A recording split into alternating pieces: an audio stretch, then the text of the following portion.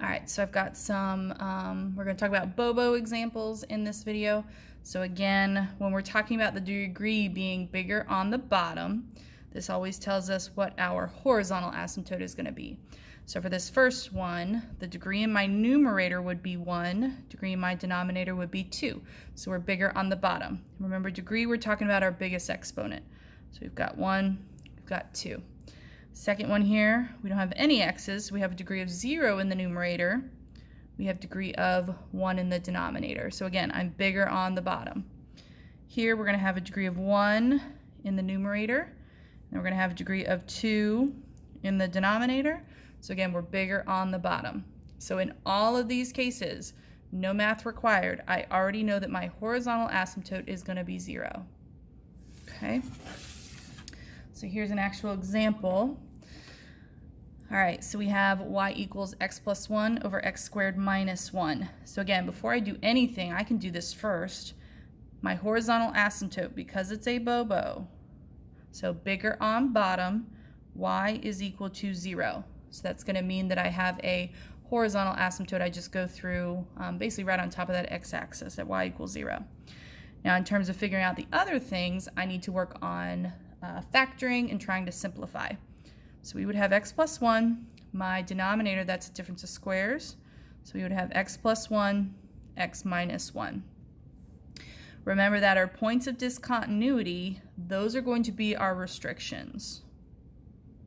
So when we were doing all the algebra stuff, remember, we do not want our denominator to be equal to 0. So in this case, we do not want x to be -1, because if this was -1, we'd get 0. And for over here, we don't want x to be +1. Okay, so those are my restrictions. We call them points of discontinuity.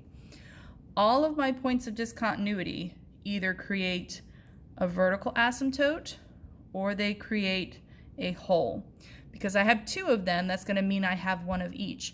If I only had 1 here, then it would be either or. It's not going to be both. Okay, but since I have 2, that means I have both of these. And we decide which is which based off of what we can cancel out.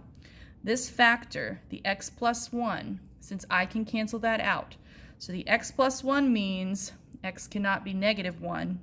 Since I'm canceling that out, that one creates my hole. So -1 something will be my hole. The one that is staying behind, so this x minus 1, which is that we can't be equal to +1, that one is going to create my vertical asymptote. I'm sorry, I should have not equals here. I apologize for that. Okay, so my simplified form would be 1 over x minus 1. And so to finish off finding where my hole is located, I plug in -1. So if I plug in -1, that's going to give me -1/2. Okay, so in terms of a graph, I don't really have a nice place to do a graph here. But we would do a vertical asymptote. This graph moved right 1. So I would have my up and down one at right 1.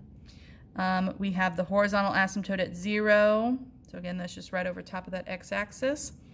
I would do a hole at -1, -1/2. And then remember, I need you to pick 2 points to the right, 2 points to the left to figure out how that graph looks. Okay, so those are BOBO examples.